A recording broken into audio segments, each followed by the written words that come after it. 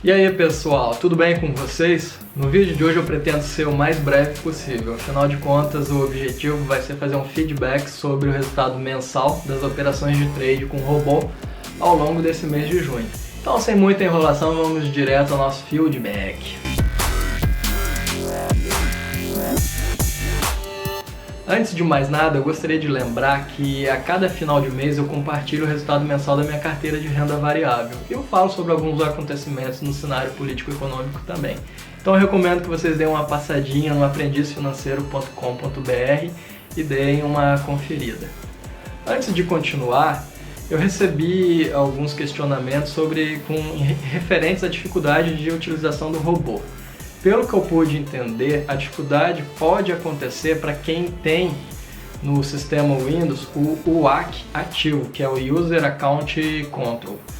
E isso pelo menos foi o que eu confirmei através de fóruns do MetaTrader 5. Então, se esse for o seu caso, fiquem atentos. O Gustavo me reportou, eu recomendei que ele fizesse uma execução em modo administrador, mas ele não me deu um retorno. Eu não sei se o problema foi esse, eu acredito que sim. Bom, dando continuidade, eu vou falar sobre dois amigos e colegas de trabalho, que são o Batatinha e o Batatão. O Batatinha, por enquanto, 1-0 para você, porque ele, como todo bom seguidor da Baster, ele é muito resistente a acreditar que a gente consiga obter resultados consistentes com os trades ao longo do tempo. E quando eu falo resultado consistente, eu não estou falando sobre cada operação em si, não é a consistência por operação, é a do lucro ao longo do tempo. Até porque existem pesquisas apontando isso, como é o caso da FGV, em que 99% das pessoas fracassam. Mas eu não vou me dar por vencido facilmente não. Eu estou trabalhando no robô, eu quero tornar esse processo automatizado e eu posso dizer que desde o último feriado que teve de Corpus Christi eu melhorei muito a eficiência do robô. Em relação ao Batatão, aí é um caso complicado. Eu pretendia já fazer algumas simulações do copy trade e eu queria fazer uma avaliação para ver como disponibilizar isso daí. Eu fiz a seguinte proposta para o Batatão.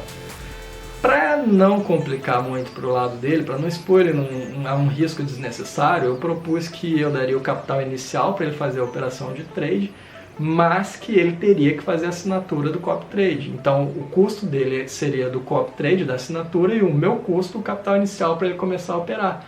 O risco dele era muito pequeno. Só que ele amarelou.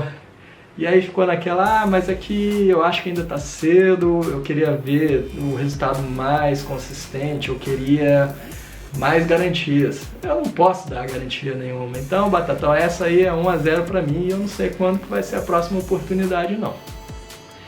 Mas, em relação ao projeto, eu aproveitei o feriado e dediquei um esforço muito grande para otimizar esse código. Então eu levantava cedo, fiz inúmeras revisões, inúmeras simulações, eu parava quase que de madrugada, fiz isso durante o final de semana inteiro. Anterior a isso, eu já estava estudando a possibilidade de fazer uma integração com o TDF, que é o Trend Direction and Force. Eu gostei do algoritmo, mas eu achava que seria um pouquinho complicado fazer essa integração e eu não sabia, assim, não tinha muita certeza se valeria a pena. Aí eu comecei a avaliar o indicador separadamente e eu vi que além da característica que pode se somar à minha, que é trabalhar com as cores, ele também faz uma avaliação da força, da tendência. Então, através da variável val, eu percebi que eu poderia adicionar controles para confirmar a minha posição e saber se eu estava num movimento muito já esticado ou não. Então ele faz esse controle através de operações de long. Está batendo em 1, já está muito forte. Está batendo em -1, também é muito forte para short. Então eu utilizei tudo isso como critério e aproveitei para fazer a revisão do desvio padrão, que é o indicador STD-DEV. Eu falei em vídeos anteriores sobre ele. O STD-DEV, ele basicamente funciona assim: se os preços estiverem muito próximos, ele tende a ficar muito próximo de 0 o indicador. E se o preço começar a distanciar de forma rápida, ele também acompanha isso e sobe. Então, se o STD-DEV está acima de 5,66, por exemplo, então a gente já está num movimento que já se esticou muito. Então a entrada pode ser mais arriscada. E também um número mais elevado pode denunciar um mercado bem volátil. E aí você pode ver quais são os indicadores, quais são os momentos que você quer aproveitar para que você quer tirar proveito dessa volatilidade.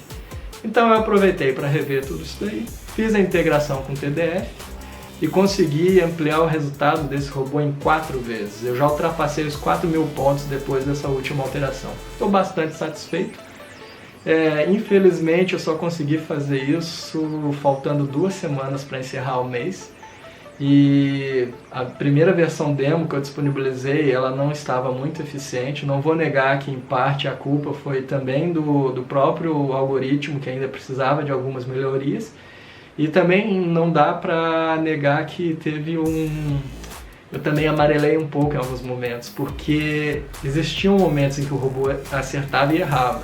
E quando ele estava errando, eu ficava com medo, aí na primeira possibilidade de ganho eu fechava a operação e não queria mais olhar. E isso eu acabei perdendo movimentos que me dariam 200, 300 reais.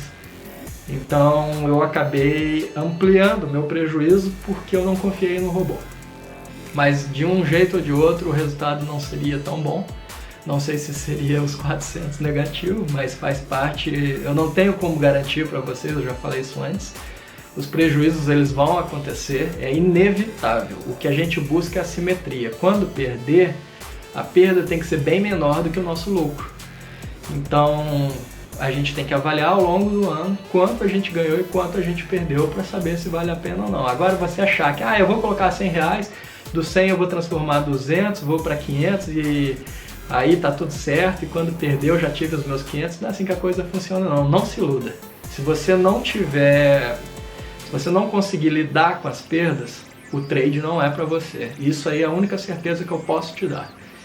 Mas apesar disso tudo, eu fiquei bastante satisfeito. Eu acho que ainda está faltando eu melhorar embutindo uma codificação de realização parcial. Vocês devem ter percebido que alguns movimentos eram esticados, que eu poderia tirar proveito desses momentos. Às vezes o movimento buscava, 5 pontos e de repente recuava e eu abri mão de 4 pontos e fechei com 1 ponto só na mão. Qual é a única forma de eu tirar proveito disso? Através da realização parcial, se eu tiver com mais de um contrato. Qual é o problema de eu fazer isso?